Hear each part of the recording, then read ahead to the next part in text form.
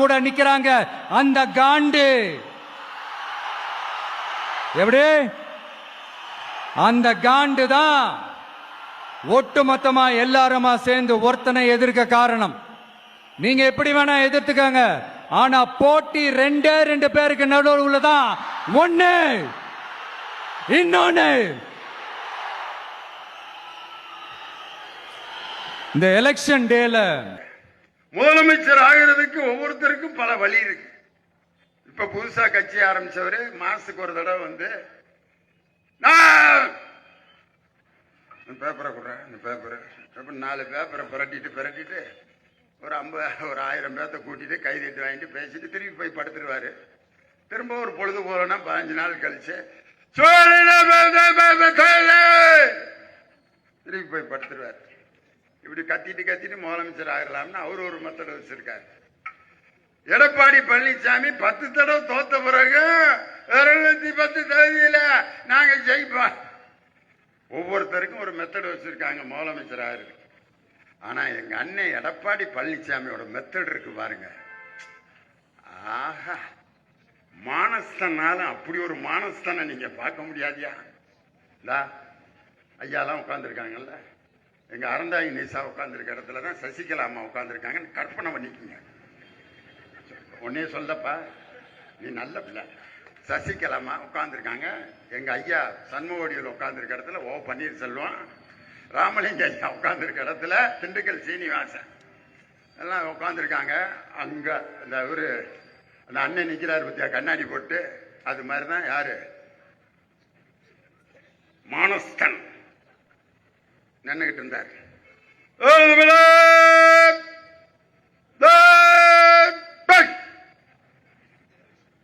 எங்கடா நின்னுகிட்டு இருந்தால காணான்னு தேடுறாங்க எல்லாரும்.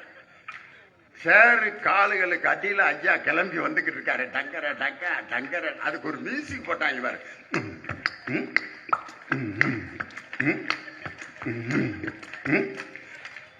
எங்க திண்டுக்கல் சீனிவாசன் வேட்டியில யாரோ உரசுறானேன்ட்டு எதுவும் பாம்பு கும்பு போத அப்படின்னா, ஏ ஐயா போயிட்டு இருக்காரா. இந்த பக்கம் பாத்தீங்கன்னா ஓ பன்னீர்செல்வம் பொய்யா பொய்யா பொய்யா பொய்யான்ட்டு சசிகலாவோட காலை கவ்வி பிடிச்சு. அதுக்கப்புறம் அந்த அம்மா ஒரு நாடகம் நடந்துச்சு பாருங்க. சோல்பட்டையை பிடிச்சு, என் உண்மையான தொண்டன் பழனிசாமி. அப்ப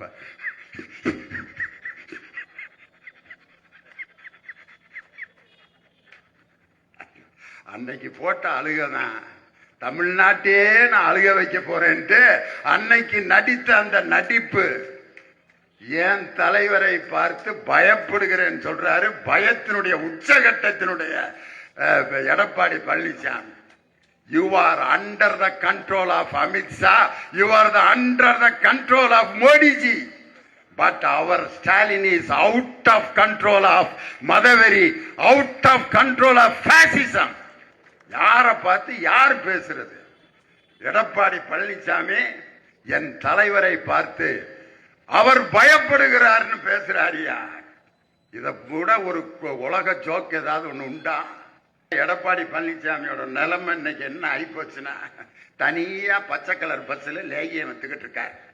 நாகமலை தோகமலை நடுவருக்கு வீரமலை சுத்தி படர்ந்த மலை சூதாடு வைக்க மலை ஏன்னா ஒருத்தர் இல்லப்ப அவர்கிட்ட. என்ன காரணம்னா, ஒரு 15 நாளைக்கு முன்னாடி நம்ம அண்ணன் மிகப்பெரிய விஞ்ஞானி ஐயா இருக்காருல்ல, செல்லூர் ராஜு, அமெரிக்க விஞ்ஞானி. அவர் மீனாட்சி அம்மன் கோயில்ல சாமி கும்பிட்டு வந்து பத்திரிகையாளர்கிட்ட பேட்டி, நான் மீனாட்சி அம்மன் கோயில்ல சாமி கும்பிட்டு வந்திருக்கேன், வெறுமதத்தோட இருக்கேன், வெள்ளிக்கிழமை மீனாட்சி அம்மனுடைய அருளால இப்ப நான் ஒன்னு சொல்றேன் அப்படின்னு என்ன சொன்னார் தெரியுமா? தமிழ்நாடு முதல்வர் மீண்டும் முதல்வராகணும் அப்படின்ட்டார்.